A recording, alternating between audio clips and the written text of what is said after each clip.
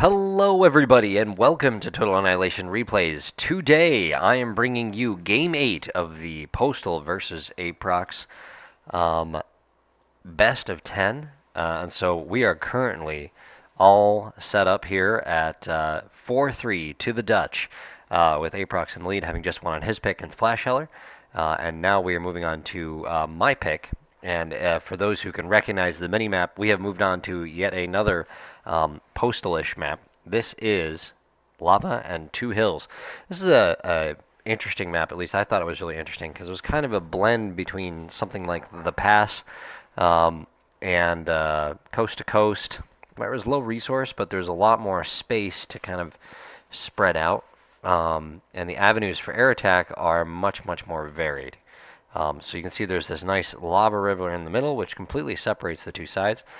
There's some big old rocks for reclaiming, at least decent amount of energy reclaiming, and then the ground itself makes like I think 0.25 or 0.26 metal or something like that. So it will yield some metal if you decide to do that as well. This is primarily a solar map, although winds can be somewhat viable. They're really variable here. So I did pick this one in the chat, saying, telling Aprox that the reason why I'm picking this one over Coast to Coast is because I didn't want to work too hard, and I would have to do that on Coast to Coast and still lose. Whereas here, I'll just lose without having to try very hard. Of course, my trash talk begins immediately. This game happened on July 2nd, 2008, so many moons ago, and little did I know. Aprox is not that familiar with this one. This is one that RVD beat me on, I believe. And a few other people have beat me on this one too. So I'm certainly not unstoppable here. And I didn't really have the reputation on this map like I did on the Pass. But I know what I'm doing. I had a particular build that I worked on and got all set up for this one. So Aprox is talking about how he got his driving license. I congratulate him on this fact.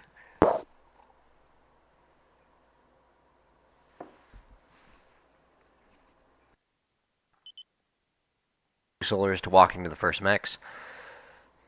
I, on the other hand, just walked to pick up a rock and then have dropped my vehicle factory after a single. After two solars. So, and I haven't built a single mech, so Aprox isn't doing that yet.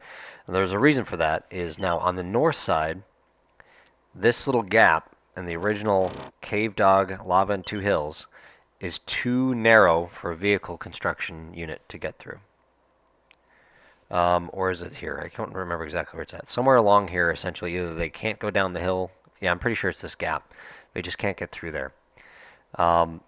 Meaning that on the top side, if you want to be able to get down into this section with your cons, you have to do what Aprox is doing and go K-Bot. So with that in mind, I know that as long as I can get this construction vehicle out fast, then I'm going to have the advantage because the construction vehicle moves faster than the K-Bot. Now, it's not as fast as air. So air, you can go and reclaim.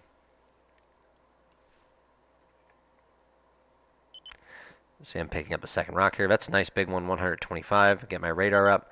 So he's making more metal than I am at this point because he got two mexes cap. But you can see I've got a construction vehicle out that's moving. And here I go. I'm worried about air, so I drop that. And he gets his K-Bot going to pick up these rocks now because you see he's completely out of metal at this point. So yeah, I picked up that rock so I could drop these missile towers. And you can see I send my construction unit off to the races here, and I'll move the speed up just a little bit. So yeah, bombers are generally a really big deal on this map, and the ability to bomb on different elevations. You can see here, this is what the elevation. The other thing is, yes, these little bumps, they do prevent you from actually building in some places. These little things that you're seeing popping up here.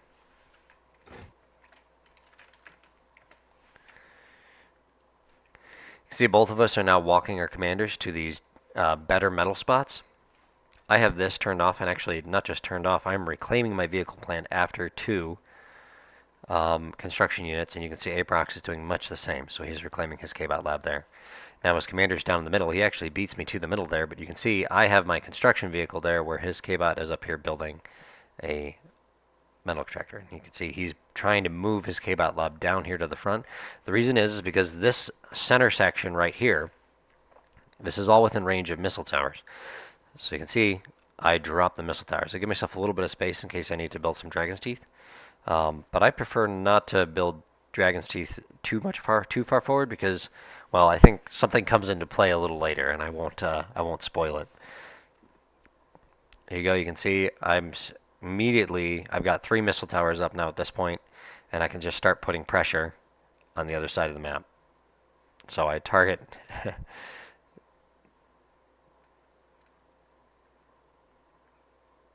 I also want to be a little patient.